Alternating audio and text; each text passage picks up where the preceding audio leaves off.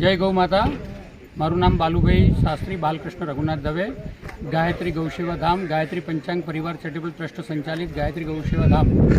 આજે અહીંયા આગળ અમારી ગૌશાળાની અંદર બનાસકાંઠા જિલ્લાના તમામ ગૌ ભક્તો પધાર્યા હતા। ગૌશાળા સંચાલકો, પાંજરાપોળ સંચાલકો બધા આવ્યા હતા અને એ બધાની ઉપસ્થિતિમાં આપણા લોકલાડીલા ધારાસભ્ય શ્રી શંકરભાઈ ચૌધરીનું બહુમાન કરવાનું હતું અને શંકરભાઈ ચૌધરીને ચૂંટાયા પછી અને પાછું એમને અધ્યક્ષપદ મળ્યું। આ બંને સારી વાતો હતી। એ સારી વાતોના એમને સારા આશીર્વાદ આપવા માટે સમસ્ત ગૌશાળા પાંજરાપોળ ફેડરેશન દ્વારા આ કાર્યક્રમ યોજાયો।